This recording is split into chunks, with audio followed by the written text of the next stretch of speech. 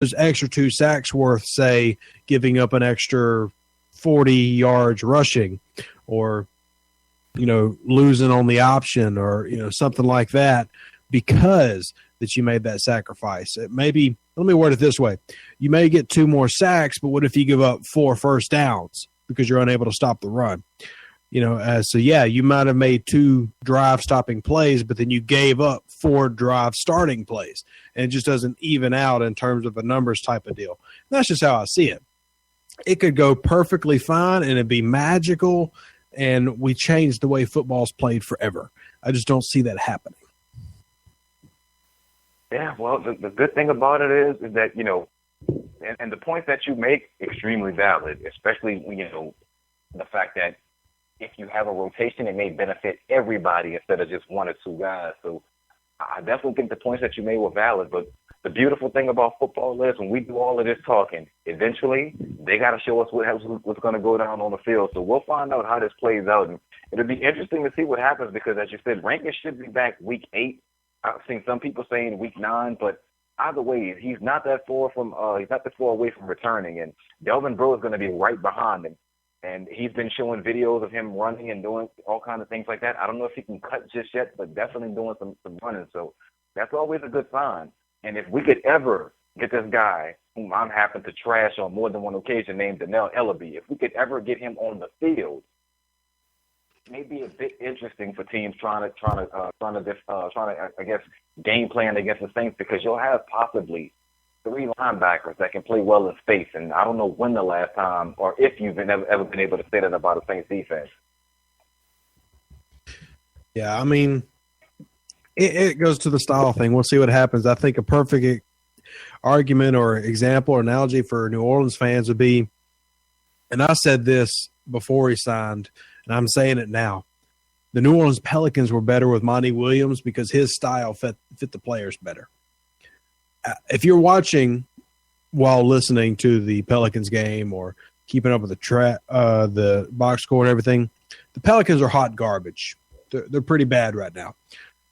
Yeah, there's glimmers of hope, but we're talking about a team that 2 years ago was a playoff team up and coming to now. Are they going to win 40 games?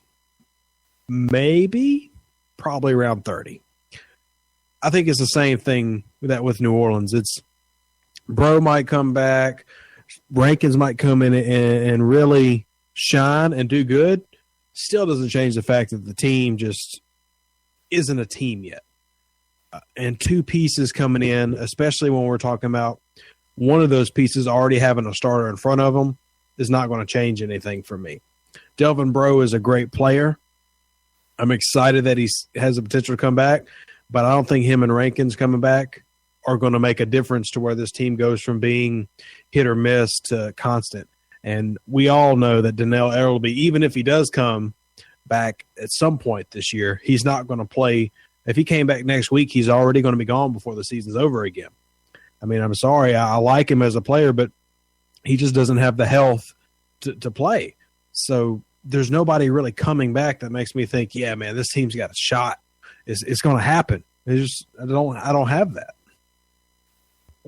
No, and unfortunately, I think the parallel that you drew just now with the Pelicans and the Saints is more valid than people will ever imagine what you just making that statement. It's the idea that both teams are built and constructed the exact same way. Offensive-minded head coaches.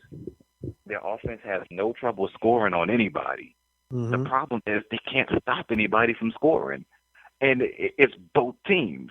Injuries affect both teams equally as much because Anthony Davis, your star player, can't stay healthy. Mm-hmm. A lot of players for the Saints can't stay healthy. I mean, in fact, right now, if I'm not mistaken, Alvin Gentry missed this game because of a sickness. So your head coach even goes on IR for a little bit. I'm like, this is crazy when it comes to it, and I can't tell you what it is about these 2 teams, but they mirror each other more than people want to give them credit for. I know they're part of the same organization or same organizational structure, but this is kind of creepy when you look at both the Saints and the Pelicans being the exact same team, except on opposites and on different sports. Crazy. Offensive teams that can't stop anybody from scoring. and suffer with the injury bug worse than any teams you've ever seen in the history of sports. Yeah, I mean, I hated to bring that comparison up, but I mean, that's just how I feel. I mean, when I look at this team, that's how it is. That doesn't mean that the players are bad, because for the most part, the exact same team under Monty Williams was much better defensively. And I know everybody wanted Alvin Gentry because of what he had done over in Golden State, but I really would have wished we kept Monty Williams. Pelicans fans were calling for his head, but I just think that's something that we like to do in New Orleans. We like to call for the head coach's head. It's just because we're so used to both the Saints and our basketball, for the most part, or any sports team, really going through a coach every couple of years. So it's just been kind of part of our nature. But honestly, bringing in Alvin has really hurt the New Orleans Pelicans. And in the same regard, ever since Greg Williams left, bringing in new defensive coordinators has really hurt the New Orleans Saints defensively. And it goes back to the same thing. Everybody has a different system. And instead of trying to wrap around what you have in terms of players, you try to implement your system. And by the time you might have some players to fit that, you've been kicked out. You've been done like Steve Spagnuolo or Rob Ryan. You're gone. And now you have all these players like Cameron Jordan being one of the few players who can adjust to different schemes, and guys like, Vaccaro, who failed to adjust in some ways and was put back to where it was. And it's just not fair to them, and then it's not fair to the fans, because there's just no chance. You leave little room or an air for success because of how you're designing the team around right there. And it's just, I don't really have enough words to say everything I'm wanting to say. It's frustrating for me as a fan, and trying to see this team succeed. Because like I said earlier, man, I've had a taste of success. I had the Super Bowl. I had the parties and, the camaraderie, and I want that back again so bad. But just looking at this team, studying the film, watching them play, I just know I'm not going to have that soon. Maybe next year, maybe 2 years. It's just not happening right now. With that being said, we're gonna put this one all to a wrap and simply do it this way, Rev. You've looked at the facts and the numbers. We've sat here and we debated some topics, but the bottom line is to it, brothers, who you got this weekend, and let's wrap it up with that one. Who you got this weekend and why? Well, going off what I've seen from the Saints, I'm going to say they lose, but let me also add this caveat. I have a lot of optimism for if a couple things go right, some of the things we talked about, this is a winnable game.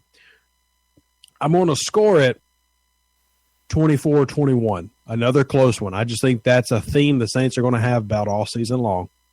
And I'm going to say that Kansas City pulls away with it. However, if they manage to do what you talked about, and that is score out early, especially the first couple drives, and get a lead, I think that this team wins. I do. I think the Saints can pull it off, but it's going to come down to how they handle those first couple drives. If they build a lead, Kansas City is not in the position to really fight them for that. You saw that against Pittsburgh. Pittsburgh built an insurmountable lead, and they just had no chance to come against it. If we can do something similar, we win big. If we can't, we're going to lose close. I'm gonna go the opposite on this one, because I just think the Saints are riding a bit of a wave and they're catching Kansas City at the right time. I'm gonna go with the close one. I'm gonna go with 26-23 Saints, simply because I feel like the Saints will get out to an early lead. Kansas City will climb back, and then they'll go back and forth a little bit, trading field goals and a score here or there. But I think the Saints will pull it out in the end, and they'll win this one 26-23, and they'll pull to 500, and then they get to face the real part of their schedule. So we'll see what happens. As always, the games are decided on Sundays, Mondays, and Thursdays.